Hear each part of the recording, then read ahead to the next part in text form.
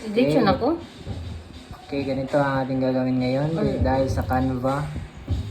Sige. Okay, una ay mag-login tayo sa Canva via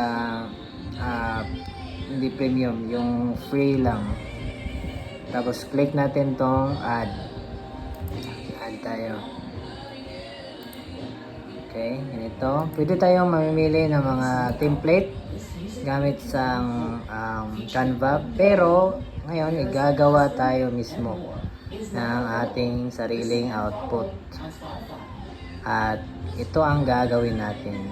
Gagawa tayo ng sarili nating weekly plan or daily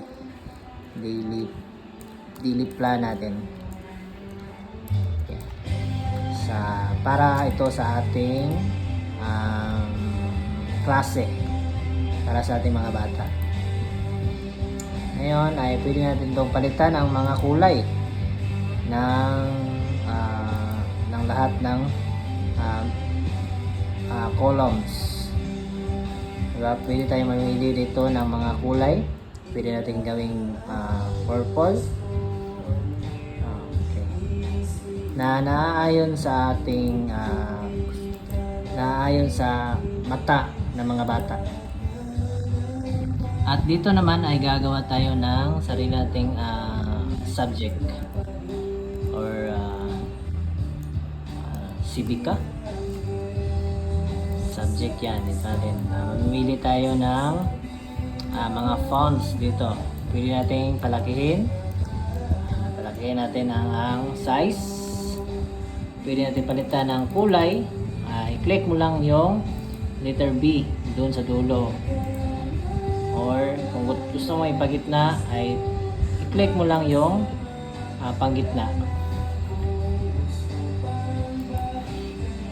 Okay, pwede tayong magdagdag ng mga kulay.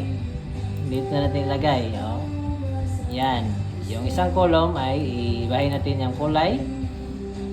Pwede rin yan. Ganito lang. Click mo lang yung light lavender. Change all. Hindi change all Change all para maging lahat sila. Palitan yung subject dahil hindi na aayon sa ating mga mata. Pwede nating lagyan ng mga sariling template dito. Pwede tayong mamimili ng mga template. Nasa sa inyo lang yun kung ano yung gusto nyo. Pwede din tayo mag-add ng text box. Lagay natin dyan. Mamimili tayo kung i-duplicate ba natin or at ibang i-lock para hindi na ito pwede natin i-unlock din para ito ay hindi na ma-open ng iba. So na tayo sa fonts. Pwede tayong mamili ng mga anong fonts ang ating gagawin using Canva. Ito ay free lang mga kaibigan. Ito ay free. Wala itong bayad, hindi ito naka-premium. Kung ikaw ay hindi pa, ikaw ay teacher, pwede mong gamitin ang iyong DepEd course plan.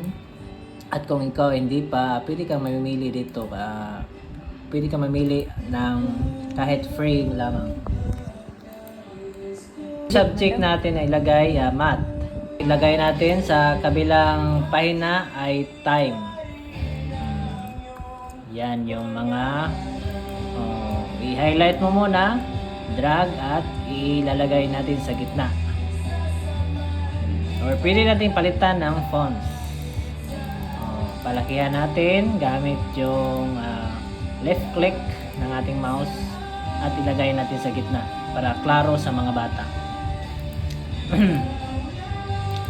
Tapos yung subject na column ay pwede natin lagyan ng mga civica kultura at iba't ibang mga subject tulad ng math, science, English. Okay? At pwede nating lagyan ibahin natin ng kulay yung time. Ngayon ay lalagay natin sa pangatlong pahina or pangatlong column yung date. Okay, lagyan natin fonts niya, ganyan. Pwede natin i-Times New Roman at ilagay natin sa gitna. At yung column na yun ay lagyan natin yung pinakaunang subject ng mga subject tulad ng math, science, English. Nasa sa iyo lang yun kung anong ilalagay natin. But base sa ating halimbawa ay mga subject yung ilalagay natin tulad ng math, English, science. At dito naman sa time ay ilalagay natin kung anong oras natin ituturo yung math, English, at science. At sa pangatlo, yung date, doon natin ilalagay kung anong araw natin ituturo ang ating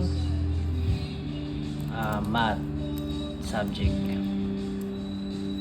Tama ba mga bata? Okay, yan. Sa time na tayo. This time. At yung time natin, dito natin ilalagay kung anong oras natin ituturo. Tulad ng English, 8 to 9 a.m. 8 to 9 a.m. natin ituturo yung English na subject. Lalagay lang natin.